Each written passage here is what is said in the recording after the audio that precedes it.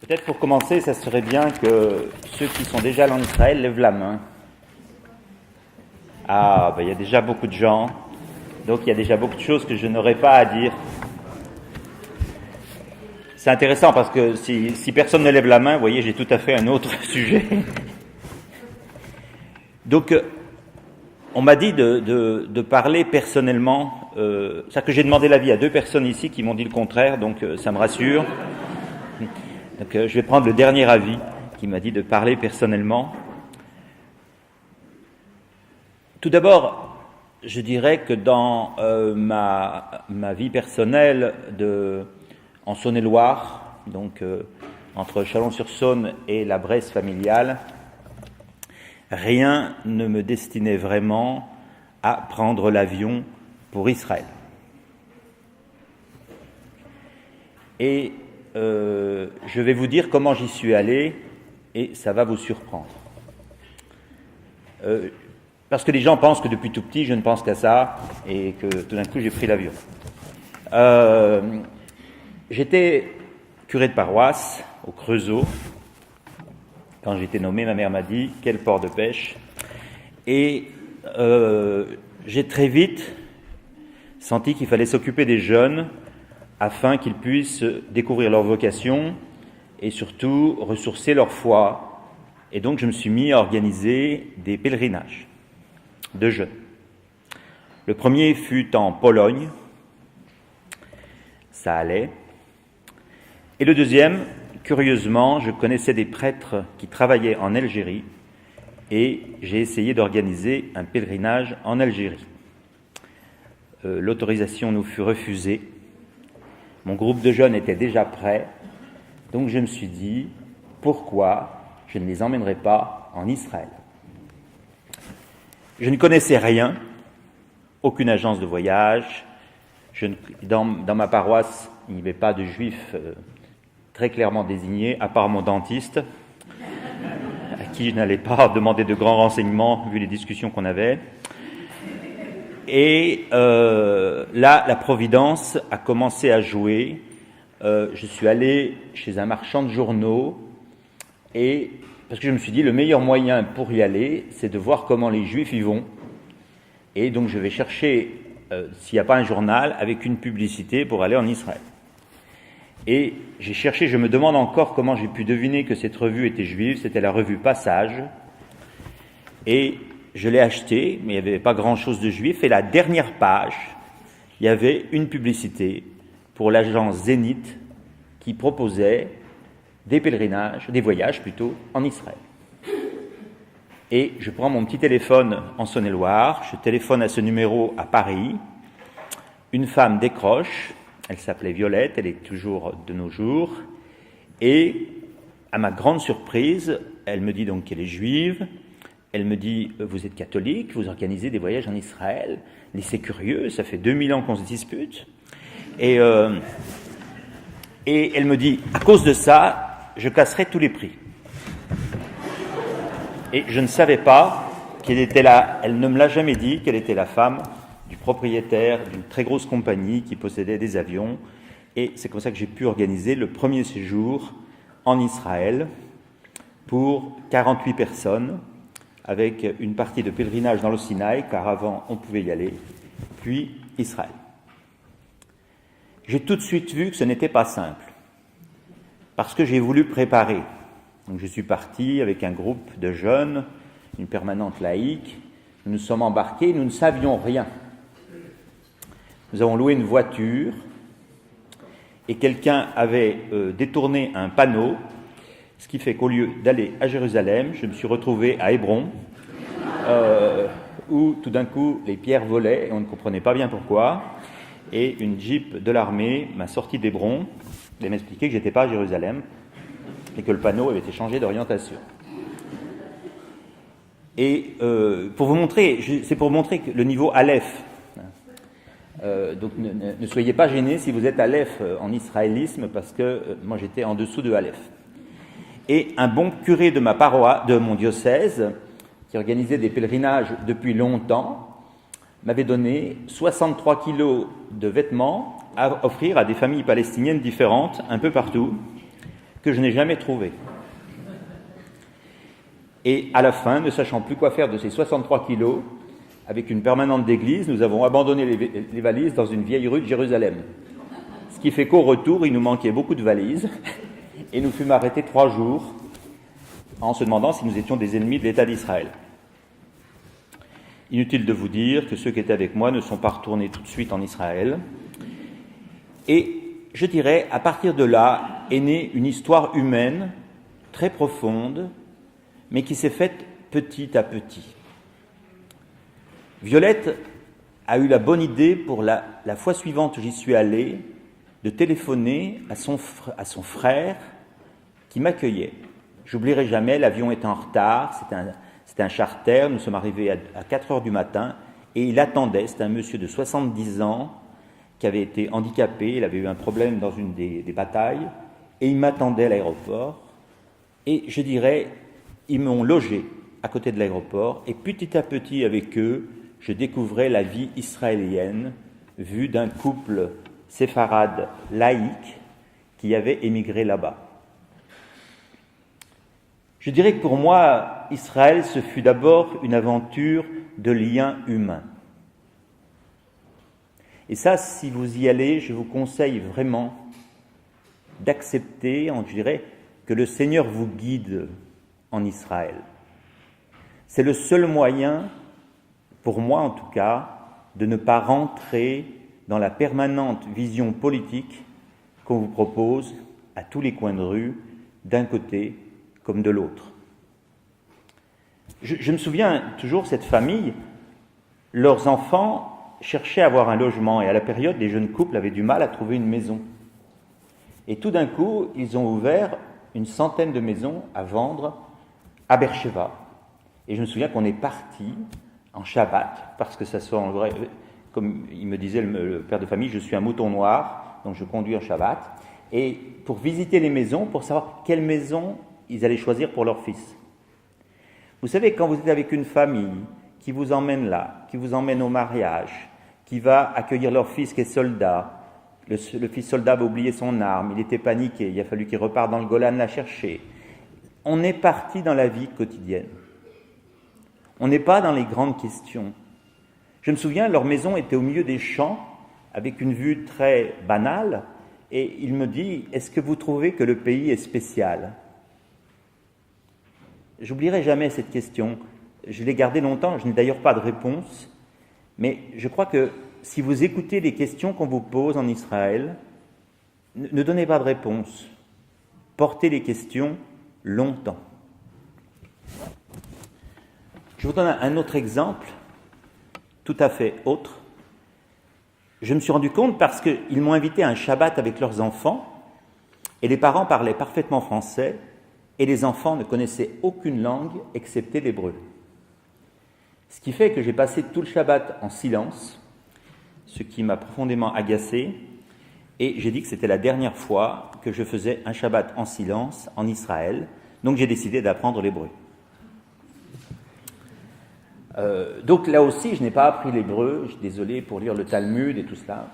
J'ai appris l'hébreu pour ne plus passer de Shabbat en silence, et c'était très ennuyeux, parce que c'est très différent d'un monastère que d'une famille qui fait Shabbat, surtout quand vous ne comprenez rien.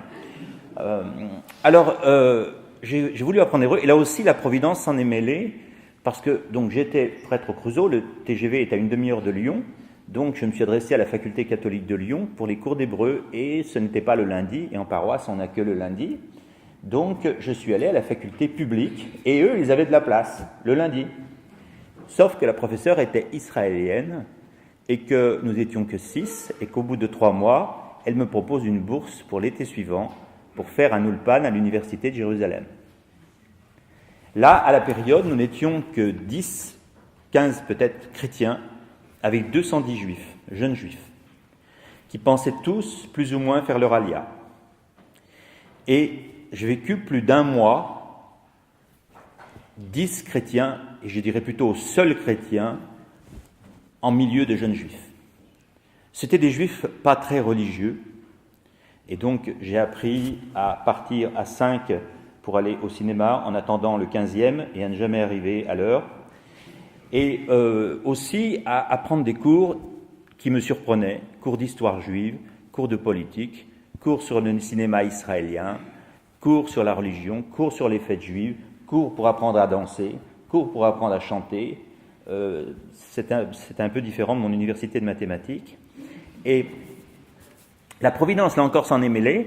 Tout le monde avait son billet d'avion exact pour le retour, sauf 2 personnes. Un jeune religieux de Créteil et moi-même. Donc à la fin, on s'est dit, qu'est-ce qu'on va faire? Ils sont tous partis. Alors moi, qui avais des idées toujours farfelues, j'en ai toujours d'ailleurs, je dis, on pourrait peut-être aller dans le Sinaï. À la période, c'était sans problème. Donc nous sommes allés 6 jours dans le Sinaï avec ce juif religieux qui n'a mangé que des légumes crus pendant 6 jours et qui pendant 6 jours m'a expliqué la tradition juive. Quand je suis revenu en France, chaque fois que je revenais en France, je logeais chez cette famille séfarade à Créteil qui m'accueillait comme chez eux et qui m'ont appris tout doucement les traditions juives. Ce qui fait qu'à la fin, je savais à peu près cuisiner kasher, je savais à peu près faire la vaisselle et surtout, j'étais intégré dans, je dirais, un groupe de 30 jeunes qui pensaient faire leur alia et qui vivaient tous à Créteil dans des milieux très très proches des Lubavitch. Ensuite, j'ai voulu étudier la Shoah, j'ai fait une session à Yad Vashem, et là, il y avait une personne très curieuse qui avait sponsorisé tout le séminaire et qui s'appelait Richard Pasquier. Il n'était pas président du CRIF alors, il était président des Amis de Yad Vashem, et au retour, lui aussi me propose, si je veux, parce que j'habitais Lyon, je n'avais pas de logement à Paris, de loger chez lui quand je passerai à Paris.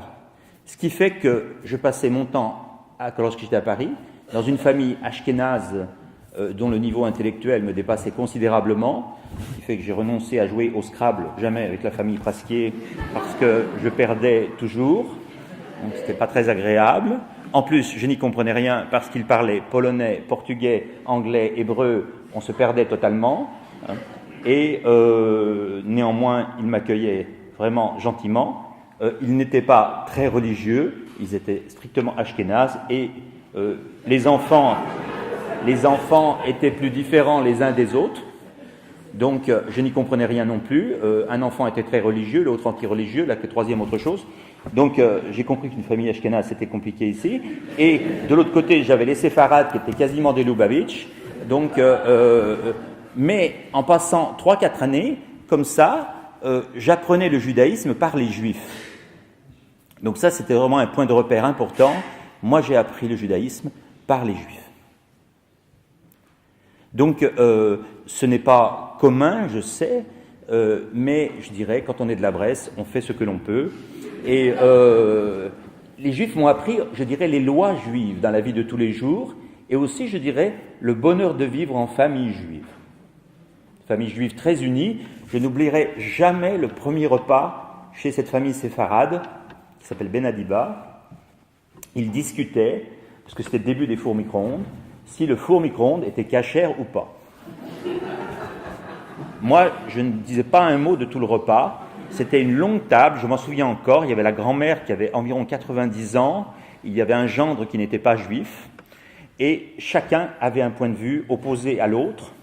Le pire, c'est quand le gendre pas juif a donné son point de vue sur le fait que ça soit cachère ou pas cachère. Là, ils se sont tous tombés dessus. Dis, toi, tu n'es pas juif, tu vas quand même pas te prononcer sur le fait.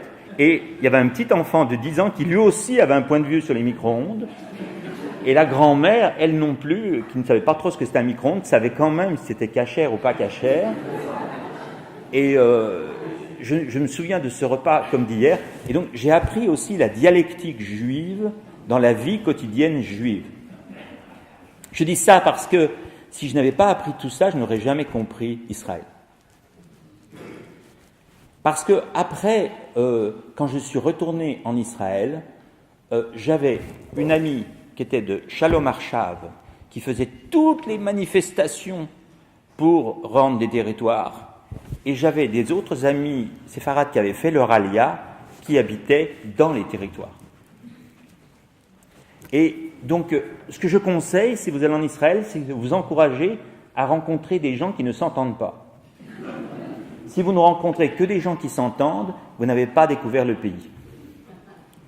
Le pays n'est pas monolithique. Et il est au contraire fait de toutes les oppositions possibles. Le véritable miracle d'Israël, c'est qu'il existe. Mais ce n'est pas uniquement avec l'extérieur. La question, c'est à l'intérieur. C'est absolument incompréhensible, mais cela marche. Donc imaginez bien quand j'étais chez les gens de Shalom Arshav, qui eux donc protestaient sur la place Rabin, faisaient toutes les manifestations contre le gouvernement, et les autres qui réfléchissaient où planter la prochaine caravane et qui m'accueillaient chez eux de la même façon.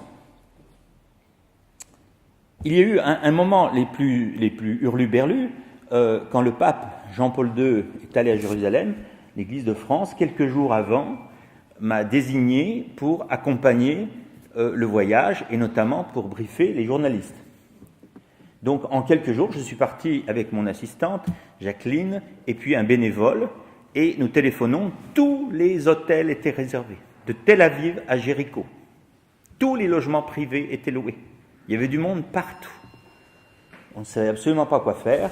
Donc finalement, une famille séfarade me dit, on va te loger dans une caravane. Donc je me suis retrouvé la journée dans la salle de presse et la nuit, avec Jean-François Baudin qui travaillait à la période à RCF, à conduire dans la nuit jusqu'à un territoire dans la caravane. Et les gens croyaient qu'on s'installait. Donc tous les jours, ils nous apportaient la télévision, une table, une chaise. Donc au bout de 6 jours de Pâques, nous étions installés. Donc je dirais, allez, si vous voulez aimer Israël, il faut aller chez des gens qui sont religieux, chez des gens qui ne sont pas religieux, chez des gens qui sont libéraux, chez des gens qui sont ultra-orthodoxes, on appelle ça comme ça, mais on n'appelle pas ça comme ça là-bas, chez des gens qui sont très très à droite, chez des gens qui sont très très à gauche, chez des gens qui ne font pas de politique et qui font la fête à Tel Aviv, chez les gens qui ne font pas la fête à Tel Aviv et qui sont dans les yeshivot de Jérusalem, etc., etc. Sinon, vous n'avez pas découvert le pays. Car c'est un véritable problème. Souvent, les gens, inconsciemment, ils vont chez des gens qui leur ressemblent. Donc, c'est un peu comme San Antonio chez les Rouges. Vous savez, vous contournez et vous allez juste voir les gens qui sont comme vous. Alors, il y a tous les extrêmes. Il y a du pèlerinage qui atterrit, ne voit que les filles qui demandent si on a bien fait sa valise. Bon. Et puis, après, ils tournent à droite, ils vont dans le désert, parce qu'on ne peut pas être chrétien sans voir le désert. Ils logent dans une hôtellerie, mais on ne voit pas trop de juifs. Et puis après, ils remontent comme ça, et en vol plané, ils atterrissent sur Jéricho. Et là, évidemment, il n'y a pas trop de juifs. Bon, ils ont vu la mer Rouge, bon, on peut la voir sans juifs. Et puis, hop, ils remontent sur la Galilée. Là, ils vont en hôtel palestinien, israélien, et puis, pof, ils restent à Jérusalem, ils vont dans les quartiers palestiniens. Et j'ai connu un prêtre qui a fait beaucoup de voyages et qui me demandait où habitaient les juifs.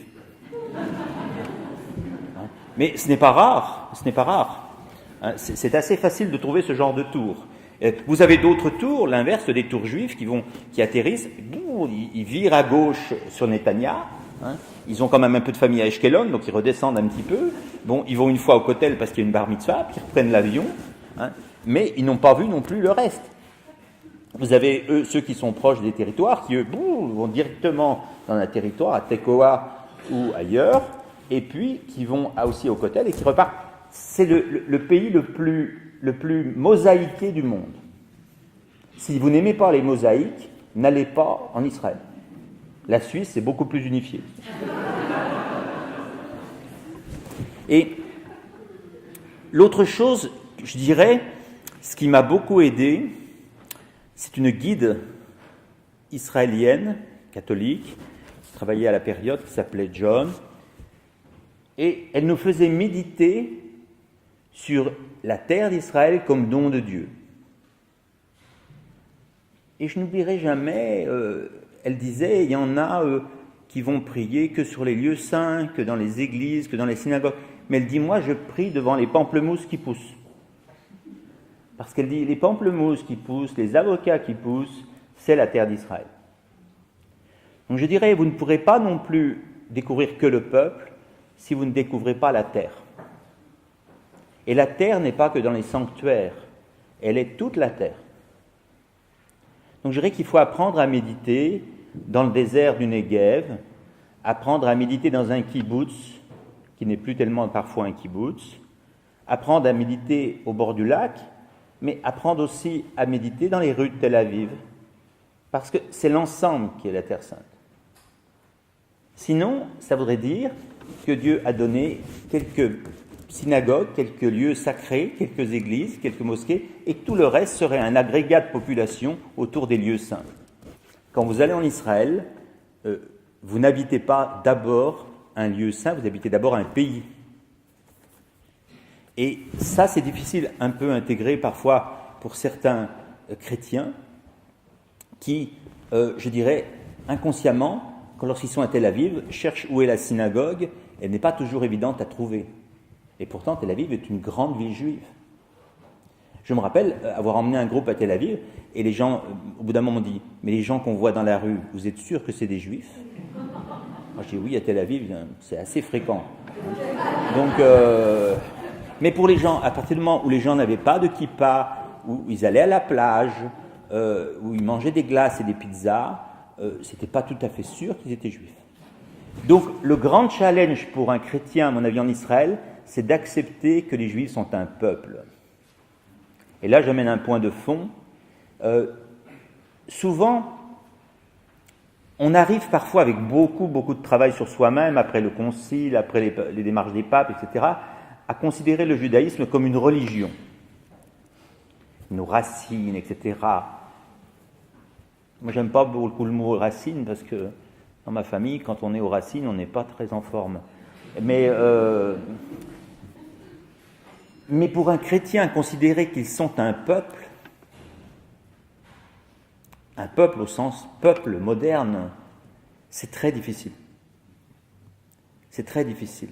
Surtout, si tout le peuple avait des paillesses, le même chapeau, le même manteau noir, ça irait. Mais c'est pas du tout comme ça. Et donc, je crois que le défi principal pour moi, pour les chrétiens aujourd'hui, quand ils vont en Israël, c'est d'accepter que Dieu a choisi un peuple et pas une religion. Et ça, c'est très difficile. C'est très difficile parce que vous ne pouvez pas aimer Israël sans découvrir ses lourdeurs comme peuple, comme tout peuple. Vous allez découvrir des bonnes choses, vous allez découvrir des magasins où les choses qui sont à vendre sont bien, d'autres où ça ne vous plaît pas du tout. C'est pas parce que c'est en Israël que tout est bien dans le magasin. Alors du coup, il y en a, quand ils se rendent compte de ça, ils ne vont pas dans les magasins. Parce que ce n'est pas Israël. Si, c'est Israël. Et donc, je crois que la conversion profonde pour un chrétien, c'est d'aimer le peuple juif tel qu'il est, ni en le critiquant à l'excès, ni en l'aimant à l'excès. Parce qu'il y a deux façons de ne pas comprendre le peuple juif. La première façon, évidemment, elle est marquée par l'antisémitisme, l'antisionisme, qui sont souvent les deux versants de la même pièce, c'est de dire, bon, c'est un peuple, mais bon, ils ont tellement fait de choses, Dieu a enlevé l'élection, nous on l'a reçu, nous connaissons ça. Ça reste quand même très fort dans le cœur des gens. L'autre idéologie inverse, c'est de les aimer à l'excès. On les aime tellement qu'on ne les voit plus. Et donc, quand tout d'un coup, les gens découvrent le peuple juif dans sa réalité, avec ses richesses et ses lourdeurs, c'est incompréhensible. Donc, les gens se rétractent. Donc, si vous voulez aimer Israël, je dirais, passez-y du temps. Allez dans des familles juives. Allez dans des kibbutz, c'est facile. Allez dans des cours de judaïsme pour des Israéliens. Il y a des cours en français, ça se trouve. Et découvrez, je dirais, acceptez d'être patient avec vous-même. Car ce n'est pas facile d'aimer Israël tel qu'il est, parce que c'est aussi un pays. Je n'oublierai jamais, nous avions emmené une délégation d'évêques à la Knesset, donc au Parlement. ils avaient été invités, et la veille, il y a eu un grand clash. Des députés très très à gauche, une femme, je me rappelle, avait fait tout un exposé comme quoi les personnages fondateurs du judaïsme étaient homosexuels. Ce n'était pas une pilier de synagogue, la dame. Et évidemment, les rabbins orthodoxes ont déchiré leurs chemises et sont sortis. Moi, les évêques qui avaient entendu ça pensaient que la Knesset était cassée à tout jamais. Nous y sommes allés le lendemain, rien n'apparaissait et tout le monde nous a accueillis, de la dame qui avait fait son speech jusqu'aux parlementaires orthodoxes. Donc je dirais, le fait aussi qu'il y ait cette tension créatrice en Israël, qui est la même tension d'ailleurs qu'entre Dieu et son peuple, nous est parfois étrange, car les chrétiens ont plus l'habitude d'un consensus. Donc je dirais, si vous n'aimez pas le débat avec Dieu, vous n'allez pas aimer Israël. Car les Juifs se tiennent debout principalement face à Dieu, et ce n'est pas qu'une position physique. Vous savez, moi, la première fois où j'ai entendu un rabbin critiquer Moïse dans un commentaire dans une synagogue, j'imaginais un archevêque critiquer Jésus à la cathédrale. Je vois l'article de presse, le rapport au Vatican dans la soirée. Mais après, quand j'ai vu le deuxième rabbin refaire pareil, et qu'on m'a expliqué que c'était de règle, les Juifs ont un rapport à leur terre, un rapport à leur peuple, un rapport à la Torah qui est un rapport dialectique. Et ça nous est au début profondément étrange. Si vous n'aimez pas le débat, si vous aimez les bubbles, les boules, il ne faut pas aller en Israël. Je ne vous dis pas, si vous passez de l'autre côté chez les Palestiniens, là vous avez carrément, votre bubble va se déchirer. Mais j'en parlerai après. Donc je dirais, ça demande aussi, pour aimer Israël, que vous lisiez la Bible autrement. Il n'est pas du tout évident de lire la Bible chez les chrétiens en connaissant la lecture juive. Parce que ça devient embêtant, ça amène des tas de problèmes, la lecture juive. Parce que vous allez remarquer dans les textes la petite clé que les juifs voient aussi, mais que les chrétiens parfois ne veulent pas voir. Je vous donne un jour un juif qui commentait les noces de Cana, et il dit que ce texte, c'était sûr qu'il était un texte juif, parce que Jésus va à un mariage tout seul avec sa mère, ce qui est classique, et qu'en plus, sa mère lui dit, va voir les serviteurs et dit, faites tout ce qu'il vous dira. Alors elle dit, certaines mères disent, tu dois être avocat, tu dois être professeur, et là, comme elle savait qu'il était le Messie, elle a dit, ça suffit, maintenant tu fais le Messie. Quoi. Et elle a dit, vraiment, on voit que c'est un texte juif, parce que c'est Marie qui commande. Quoi. Il disait ça dans un bus de pèlerins, tout le monde ne riait pas, hein. Tout le monde ne riait pas. On avait fait monter le rabbin, on ne l'a pas gardé longtemps. Quand les gens ne sont pas préparés, je veux dire. Donc, ils ont une lecture autre qui va, je dirais, changer votre relation à l'écriture. Vous ne pouvez pas aimer Israël sans changer votre relation à l'écriture. C'est lié. C'est le même rapport dialectique. Donc, ça demande un travail permanent sur soi, avec d'autres, mais aussi en étude de la Bible. Donc il y a une corrélation entre l'étude de la Bible et la relation avec Israël. Un autre problème que je voudrais soulever ici, c'est qu'on est confronté, surtout en France, au fait que l'antisémitisme n'est pas disparu. Donc on avait cru que la modernité avançant, la Shoah ayant eu lieu sur nos terres, que l'antisémitisme allait s'évaporer. Et on se réveille maintenant avec beaucoup de gens qui disent ouvertement qu'ils n'aiment pas les Juifs pour tel ou tel motif, d'ailleurs sans motif. Moi je connais beaucoup de gens qui n'aiment pas les Juifs comme on n'aime pas le poisson. Ils ne savent pas pourquoi, mais ils ne l'aiment pas. Ça se voit tout de suite. pouvez demander à Daniel Guerrier, qui ici est permanente d'église. On est dans certaines réunions, on a dit le mot juif ou Israël, il n'est pas la peine de rajouter un chapitre. Ce n'était pas le bon endroit. Et donc il y a un poids conscient ou inconscient de gens qui ne vont pas forcément se déclarer antisémites, mais pour lequel on ne peut pas vraiment parler quand même des juifs. Et ça, il ne faut pas le minimiser.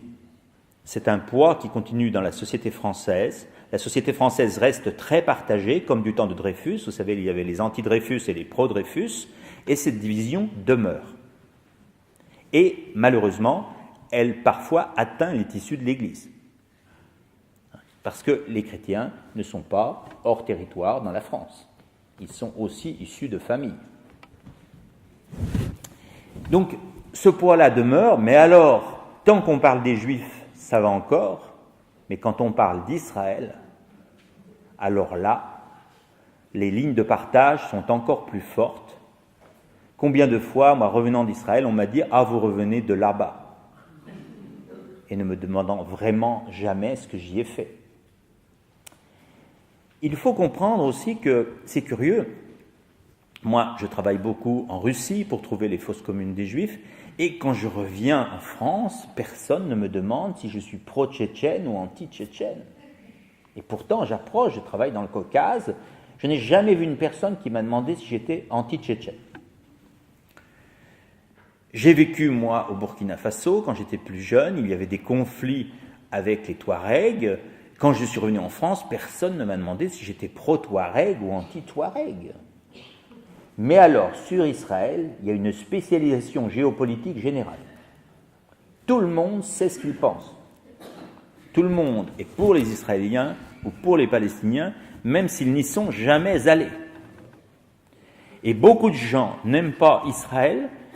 Et c'est très curieux parce que dans toute la planète, quelles que soient les tailles des pays, ils sont spécialisés que sur ce pays-là. Alors c'est quand même un peu douteux.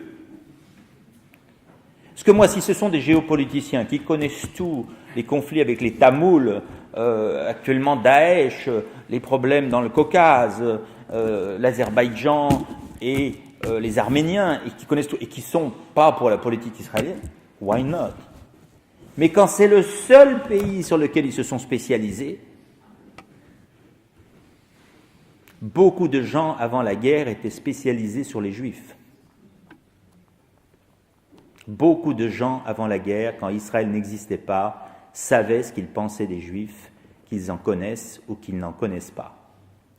L'excès pour moi de spécialisation sur Israël relève pour moi d'une modernisation et d'un prétexte éthique d'une manifestation qui ressemble comme une petite sœur à l'antisémitisme. Donc, c'est pas facile. Parce que tant que vous faites un groupe de dialogue judéo-chrétien et que vous ne parlez pas du peuple juif, mais que de la religion. Les gens adorent les juifs des fois de la Bible, et quand ils rencontrent une famille juive, tant que vous ne parlez pas d'Israël, mais quand vous commencez à vous approcher des deux, ça va quelque part vous isoler. Et si vous n'acceptez pas cette isolation, vous ne pourrez pas aimer Israël. On ne peut pas aimer Israël sans en partager l'opprobre. Donc ça, c'est vraiment à retenir. J'ai appris ça à mes dépens. J'habitais à Lyon longtemps, et on avait mis un cocktail Molotov à ma porte, qui est entièrement brûlé, et je ne savais pas. Bon, la police scientifique est venue, et puis je téléphone à mon maître, Charles Favre, qui m'avait formé, qui était un monsieur qui servait les cardinaux, un plus âgé, et qui est décédé maintenant, et j'oublierai jamais sa remarque. Je lui dis, on a mis un cocktail Molotov à ma porte, je suis catastrophé, etc. Et il me dit, vous ne pensiez quand même pas être longtemps avec les Juifs sans en partager l'opprobre. Ça, c'est quand même quelque chose qu'il faut que vous portiez, surtout aujourd'hui en France. Eh bien, hier, moi, je suis allé à la commémoration de la naissance de l'État d'Israël, qui se faisait aux Folies Bergères, mais je vous rassure, ils avaient loué que le théâtre. Et en gros, tout le quartier était bloqué. C'était pas une rue qui était bloquée, c'était tout le quartier. Moi, je vais à des grandes manifestations juives aux États-Unis, il y a juste un monsieur qui vérifie votre sac, plus ou moins vaguement. Alors que dans la synagogue, il y a la fille Clinton. Parce que le problème n'est pas le même. Ici, si vous ne mesurez pas le problème, vous êtes sur un petit nuage. Il y a des militaires un peu partout devant les synagogues, il y a des policiers, ce n'est pas simplement pour faire le décor, ce n'est pas par paranoïa. C'est parce que réellement, ça coûte tellement cher à l'État et aux communautés, s'il y a toutes ces dépenses, c'est que malheureusement, le risque évalué est réel. Beaucoup de mes amis juifs qui sont professionnels dans leur communauté ou qui sont spécialistes en géopolitique arrivent en réunion avec moi avec des policiers qu'ils ont tous les jours. Ce n'est pas une situation normale. Vous ne pouvez pas aimer la population d'Israël sans en payer le prix. Ça, c'est important, parce que on ne peut pas promettre aux gens qui font un chemin aujourd'hui avec les Juifs de fond, vraiment avec le peuple juif, sans en payer le prix. Je me rappelle, quand j'étais à Lyon, les gens disaient « pire qu'un juif, un enjuivé ».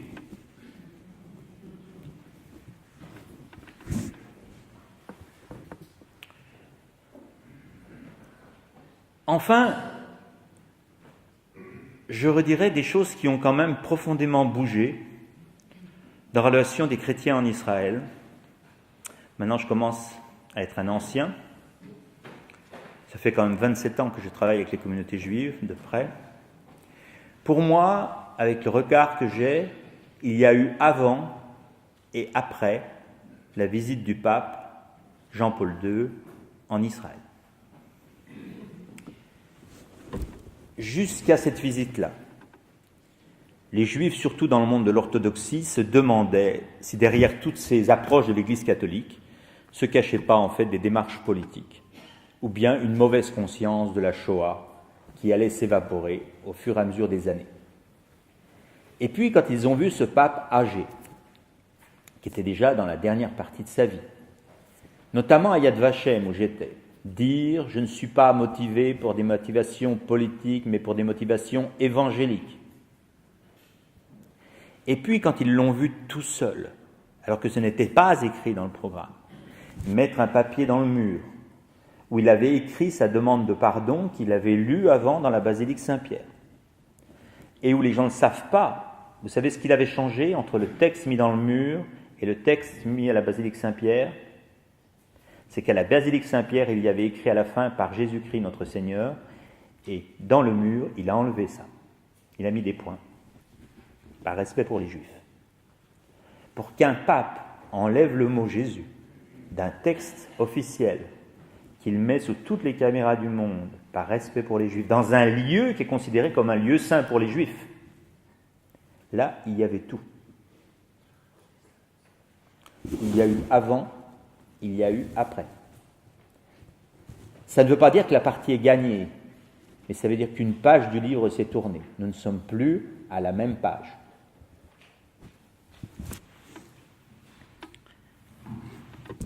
Enfin, j'aborderai le point difficile, c'est-à-dire la question des Palestiniens. Vous ne pouvez pas non plus, comme chrétien, aimer Israël sans aller voir les Palestiniens. Moi, j'ai beaucoup réfléchi. J'allais de temps en temps à Abou Ghosh, vous avez le frère Louis-Marie qui est au fond, qui est moine d'Abou Ghosh. Ils sont un peu à l'entrée de la ville. Moi, je suis un terrien d'origine. Et je me suis arrêté une fois, je me rappelle, avant d'entrer à Jérusalem, juste au moment où on va descendre sur la ville. Et je n'imaginais pas Jésus réfléchir à qui il n'allait pas voir. Je ne voyais pas cette situation. Ce qui fait que quand j'ai su qu'on allait me nommer directeur du service pour les relations avec les Juifs, j'ai demandé à passer, les gens ne le savaient pas, 2 mois et demi au patriarcat palestinien. Ce qui n'est pas simple. Les gens qui connaissent le pays savent ce que cela veut dire. Quand vous connaissez des gens dans les territoires, quand vous connaissez des gens à Tel Aviv, quand vous connaissez des gens dans les kibboutz du Nord, je connaissais aussi des survivants qui étaient partis jeunes en 1948 et étaient dans un kibboutz Bnei Akiva. et tout d'un coup vous retrouvez toute la journée au milieu des Palestiniens en entendant ce que j'entendais. Mais si vous n'acceptez pas de porter le poids de ce problème, vous n'êtes pas non plus en Israël. Vous êtes à nouveau dans une bulle. Et je dirais, c'est sûrement en aimant les uns et les autres, au-delà des discours politiques et au-delà des clichés pour les uns et pour les autres, que vous pouvez être un artisan de paix. Ça veut dire aussi que chez les Palestiniens, il faut aller voir pas que les chrétiens. Car souvent, la tendance du chrétien, c'est d'aller chez les chrétiens, et en fait, ils ne voient pas les musulmans palestiniens, qui sont la grande majorité aujourd'hui. Et ce n'est pas simple. Et ce n'est pas simple. Car il faut d'abord être accepté. Et parfois, ça ne se passe pas très bien. Donc je dirais, vous en sortirez les mains écorchées. Si vous allez chez les uns et chez les autres, ce n'est pas un grand pays. Donc vous n'userez pas beaucoup d'essence, il n'y a pas beaucoup de kilomètres pour parcourir et les territoires palestiniens et tout Israël. Mais faites l'effort d'aller dans les deux côtés. Car là, vous aurez des questions difficiles après. Mais je dirais, on ne peut pas aller là-bas sans revenir et porter une question. Et porter une question pendant des années, peut-être pendant toute une vie, peut-être même après la vie, c'est la condition pour aimer Israël. Merci.